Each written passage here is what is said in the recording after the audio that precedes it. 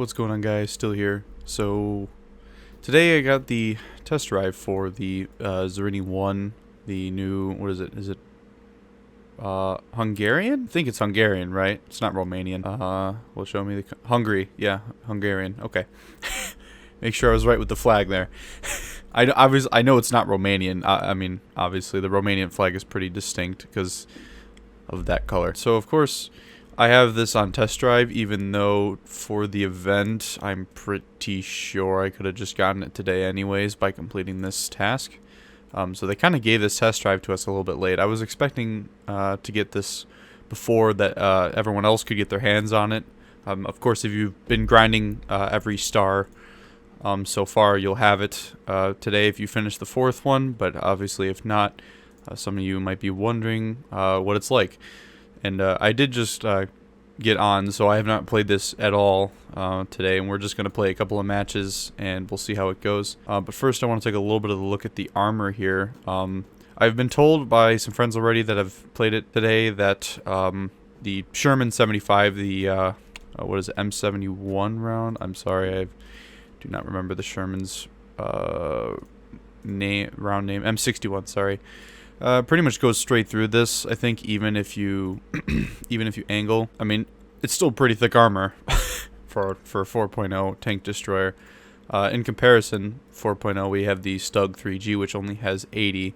It does have obviously some 30 mil slopes, which I'm pretty sure M61 can even penetrate anyways. And of course, I mean, it's not hard to accurately hit a Stug 3G with the big driver's port here and the other little piece here. But I mean, again, that's still pretty good, and it is slightly sloped, 16 degrees. It has 8 degrees of gun depression, so I mean, you can kind of get a little bit more out of it, but I really highly doubt, with how the normalization of M61 works, I really highly doubt you're really going to bounce anything. And of course, I mean, it is a tank destroyer. Like, it's not going to be the best thing out there, but because it is a tank destroyer, it does have a pretty mean gun. It's a 75mm gun. What is the actual name of it? Just a 43M. I have ace crewed it to show you what the top reload is, which is 7.6 seconds, which is not bad for something that's packing a punch at 4.0. I mean, in comparison, my ace crew Breda is 6 seconds, Panzer 4G is 5.9 seconds. So, I mean, you know, arguably, and I actually did just get the Panzer and ace crew it because I forgot I didn't have it, and I forgot that it is 3.7.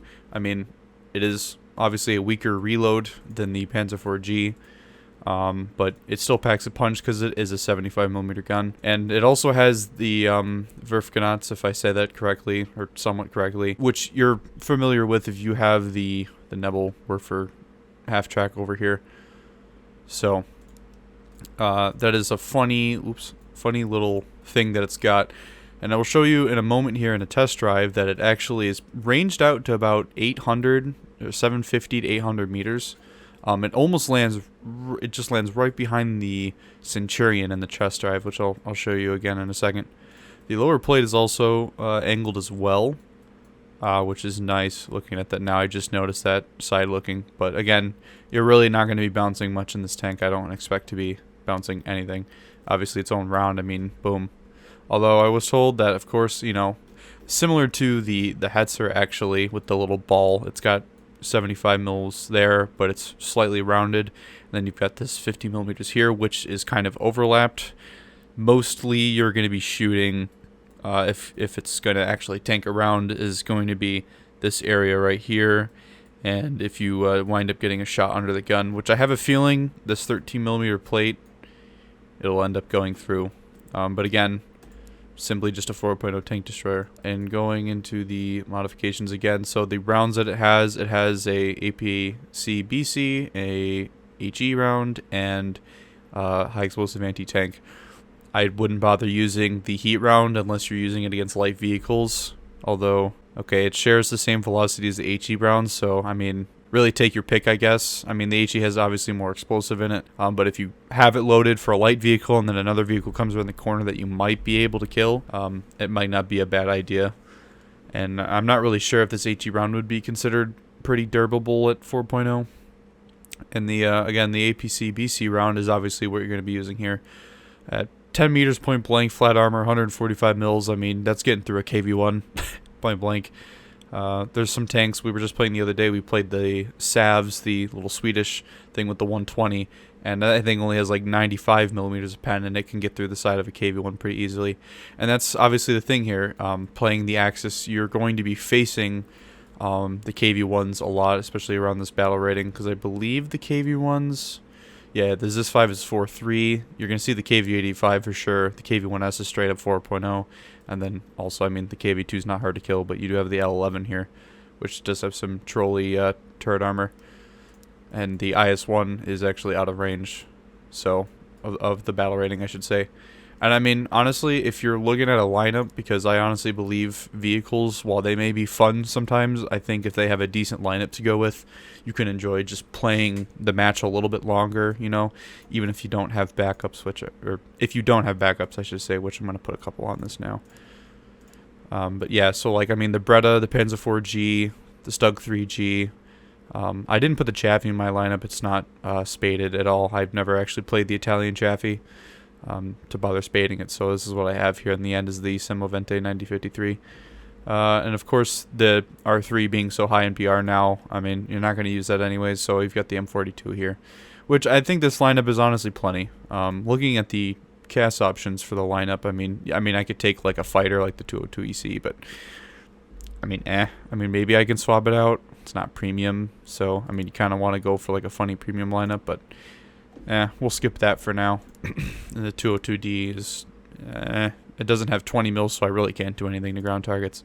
The Italian 50s aren't the best, but again, going back to the vehicle, I mean, you got angle sides. The crew is actually pretty compact, obviously, for a vehicle that is this small. I mean, let's see if we can get a little bit of a side profile. The Stug seems to be just slightly taller. However, I kind of wish the Zrinyi could demount these, because I have a feeling these are going to get the vehicle killed.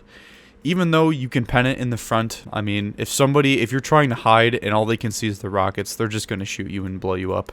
I mean, I already see this happening. I think it's kind of a cheap thing that you can't really defend yourself against. So let's just get the T14 in here. Might as well M61 shot and see what...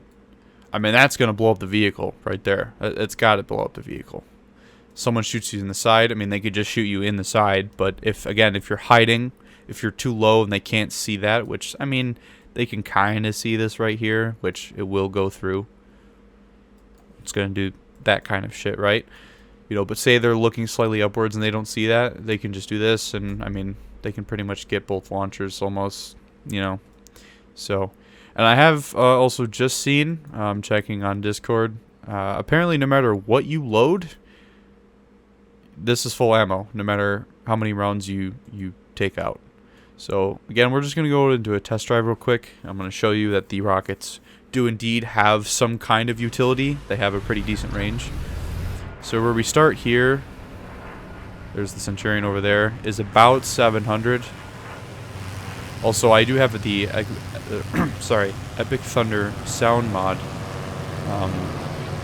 installed right now, so the sounds are going to be, obviously, as you can hear there, noticeably different.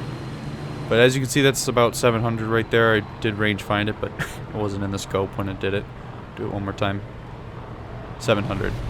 So I'm going to kind of aim the hull about center. Oh, never mind. I guess I was screwed up with my aim before. But yeah, as you can see, I mean, it's basically sighted for 700 meters. Of course, you can't turn them. They're linked to the hull. So now, as we can see, mobility-wise, I mean, this is pretty damn mobile in reverse. This is a good scoot and shoot vehicle for 4.0 for Italy. That's probably about 700 now. Oop. All screwed up, yeah. It's about 700. Definitely getting some weird accuracy now, but... Huh, odd. Could just be the terrain, but again, like, I mean, it was pretty much sighted for 700 there. On completely flat ground. Huh. Odd. But yeah, I mean, it is what it is. Yeah, I mean, it's The rockets connected to the vehicle. I really think these should be removable because I have a feeling when we go into battle here, it's going to kind of screw me over. Now, the only problem I have a feeling with this vehicle is if I get a match where there's a couple of these, I have the slight suspicion that I will be dealing with matches that aren't really normal, obviously event spam. And I have a feeling I'm going to get a lot of micro stutters and warthunder. That's been happening for the past couple of days. It's quite frustrating, to be honest. So, let's see if we can do something cheeky. Why not?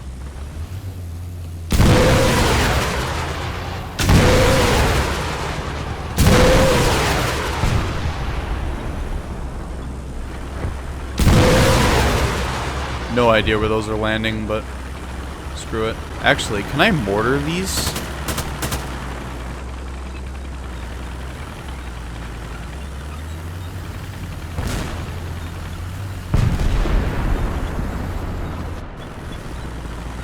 I don't think I can. I can't really wedge myself properly. I don't think I have the... Actually, unless we hit this just right.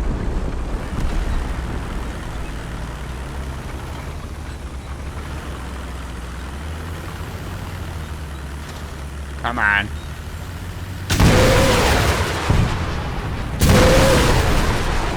That was going to go way too far. Don't see anyone.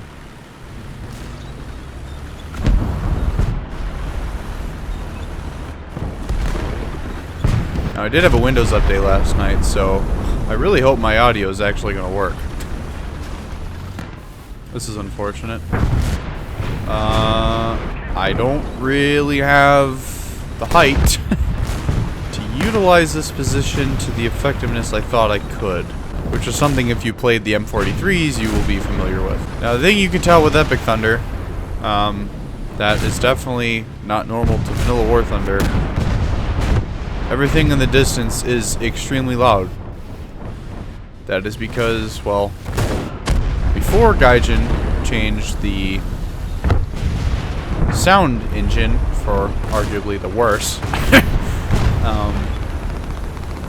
Epic Thunder was actually utilizing War Thunder's old engine better than the sound designers were. And what I mean by that is that Jack Martison had discovered how to utilize, Jack Martison, the maker of Epic Thunder, had discovered how to utilize sound, the distance, what's the word here, I'm having a brain fart. Sound traveling over distance, something that War Thunder didn't really have. It was like pretty much immediate sounds, or after a certain distance they would just be quieter. It wasn't really true sound traveling, and somehow he had found a way to simulate that, and I have a feeling I know where he is. I think I just got shot from over there. Oh. And the problem with playing a tank destroyer at this tier, and what is about to ruin my day, is an aircraft. Although, being this tiny means I could actually hide under that. I'm looking for the asshole who shot me. And, oh. From the sounds of it, it's definitely on that ridgeline. Just need to wait to see. Oh, that was on me. Yep. Ooh, 76 Sherman, huh? That was an awkward shot.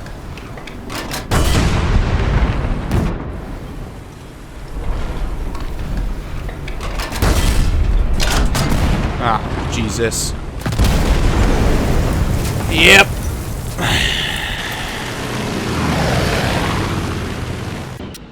So what happens when you're playing an event vehicle and someone sees you? They really want you dead, unfortunately.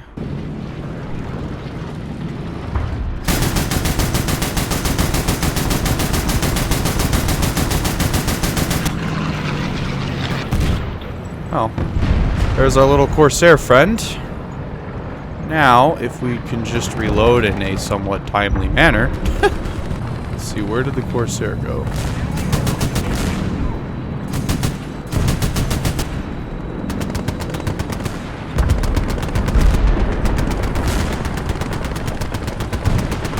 Oh, there's our little friend.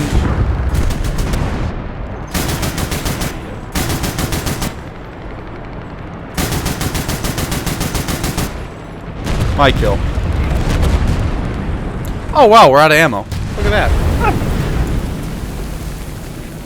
So as I was saying, I think before we got into that engagement, so basically Jack was able to, or at the time his name was Point, but he changed to his real name for his Patreon. He was able to design Warthunder in a way to where I would say if you had Epic Thunder on, sound design was literally perfect. Like, I am not exaggerating. I am not trying to oversell the mod. I mean, like, I genuinely remember playing Warthunder and enjoying myself. And our little Sherman friend is still right there. Wow, I am surprised that he is bouncing off of this tank. Although the micro stutters are really screwing me over here. A little lower.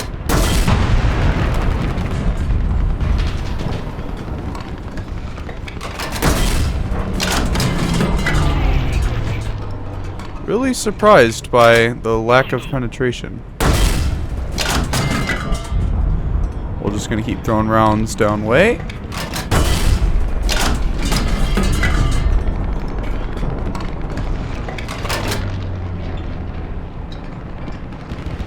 Is, I would say, unfortunate. Now, can I get away with this? No, not on this slope. Unfortunately, I cannot get away with this.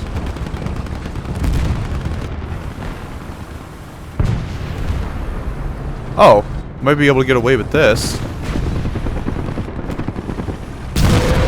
Nope.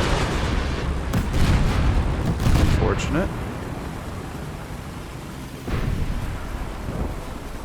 Not what I wanted to do.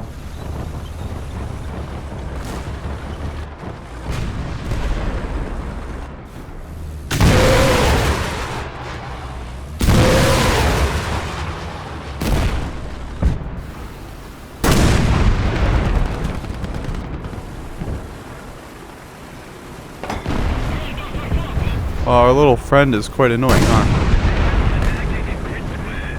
No?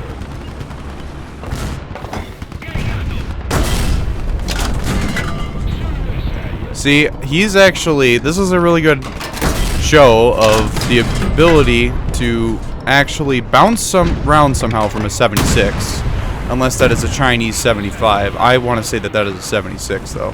I can't really tell. Well.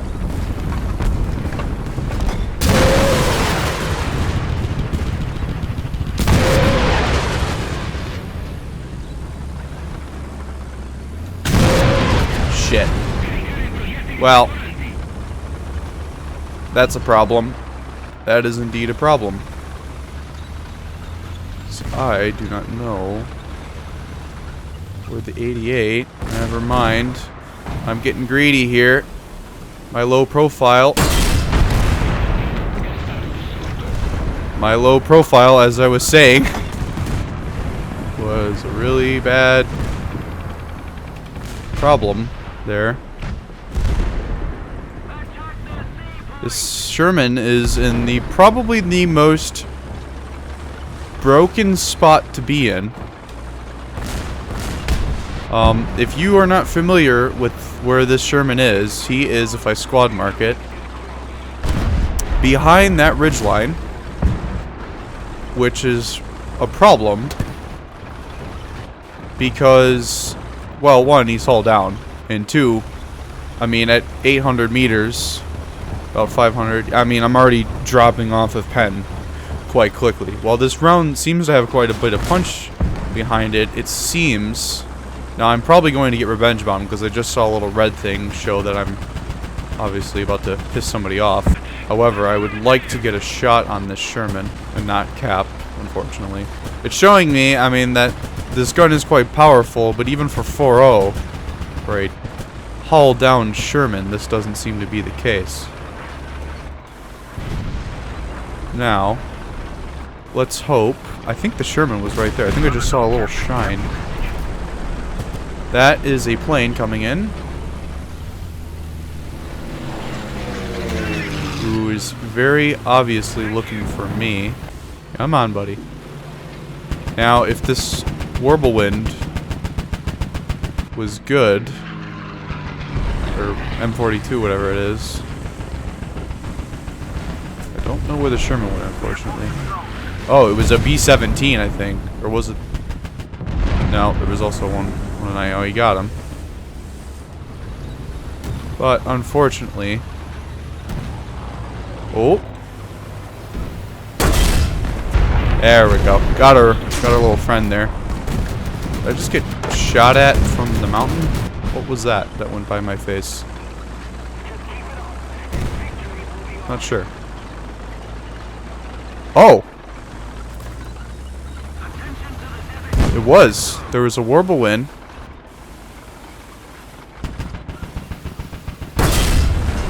No, that was bad.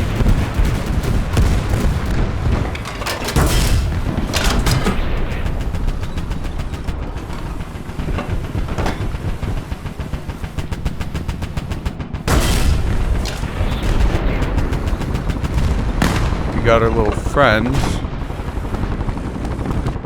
Now, there's another aircraft coming in, but I need this Warblewind to... Oh.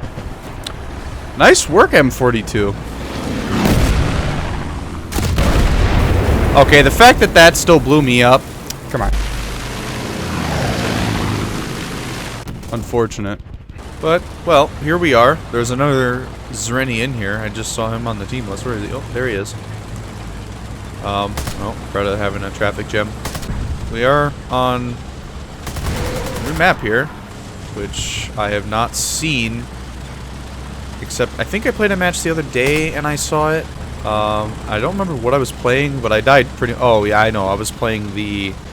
Merkava? I think I was playing the Merkava or something. I got one shot, basically, trying to go to where the C-cap was up here. So this is actually technically my first time really playing on the map, not just getting YOLO to top tier. And, you know, something a lot of you that do follow me be surprised with, as of course I am playing warthunder, making a video on it, is that... You know what? I'm not going to even really go into it too much. I'm just going to say, if you want to know what I'm talking about, there's a certain point in the podcast from yesterday, which I wish for all of you to check out. I love doing my podcast with my friends. It's just a very, very enjoyable time. It's less frustrating than playing the game. But, I mean, I'll give you a little kind of hint of what I'm talking about. Basically, whoa, never mind. I guess I'll say real quick. As much as I love top-tier modern vehicles, the actual gameplay of top-tier over the years has changed to the point where it's not really enjoyable to me. That's all I'm going to say for now while we're in combat here. That is somebody using a... Hi. Fuck. Oh, boy. That was quite the hit. The concept bouncing like that.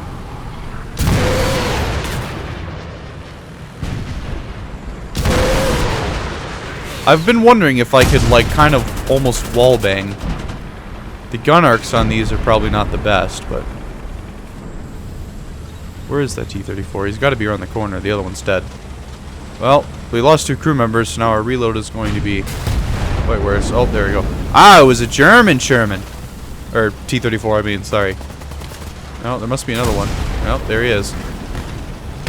Yeah, so, I mean, I did just straight up shoot a T-34 in the face. I didn't pay attention to the penetration camera, if it even showed up. But I didn't one-shot him. I forgot to look at how much this is actually packing inside of it. So, not too sure. Oh, here come the aircraft already.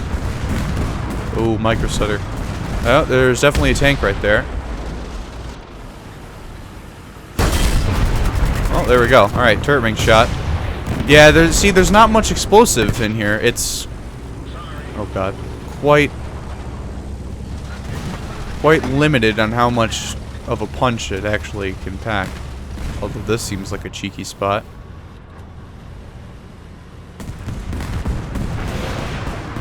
There's this Zrinyi firing his rockets. Here's something to the right. But I guess going back to Epic Thunder for a moment. Nice one, Bretta. Oh, that was something I forgot to mention. The Bretta being 4.0 now makes this like such a worth vehicle to have for a lineup. But yeah, as I was saying with Epic Thunder, ooh, that's a KV2 and a Puma. I mean, while this mod is cool, there are engine-based sounds, or mechanics to the sounds, that have made this not so fun to play, let's say.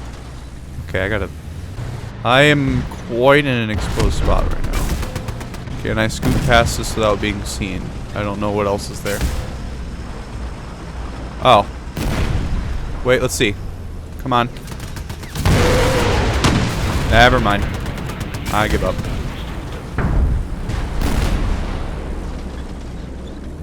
Holy shit, that's a Churchill.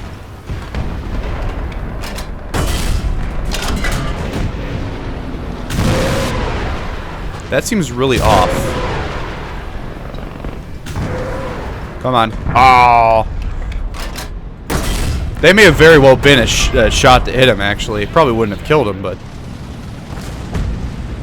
I hear something behind me.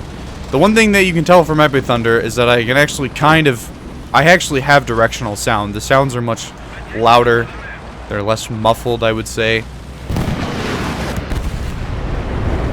Although, I still think War Thunder's sound engine inherently has problems with sound showing up appropriately.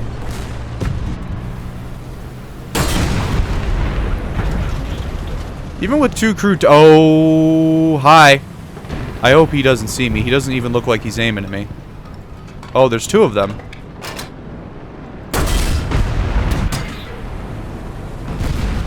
See, without having my full crew, this reload is kind of dangerous.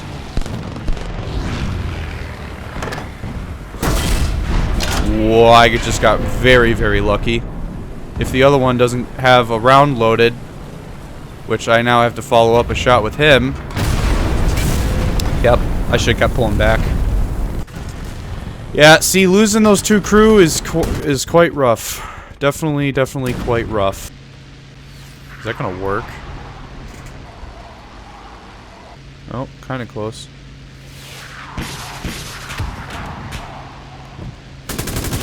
Got him. That was a good shot. Clip that.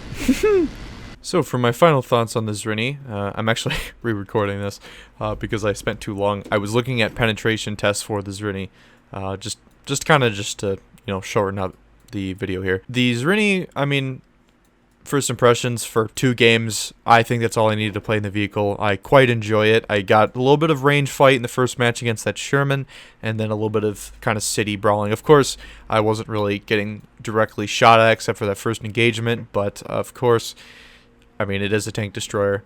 But just to kind of sum up here, to save you the time here and to save me some time on the video, I just did look at the penetration. The Sherman, I was wondering, was most likely firing M72 shot because, if I go to the armor here, the armor on the front, most of this is 75. This little inner ball is weaker, and this little plate is 50. Those two are both 50.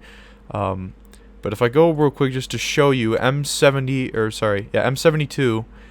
at 800 meters, 700 meters is 74 mils of pen, so it's pretty damn 50-50 here. And again, of course now it's obviously gonna penetrate, as I was looking at it before. Probably because I was looking too low.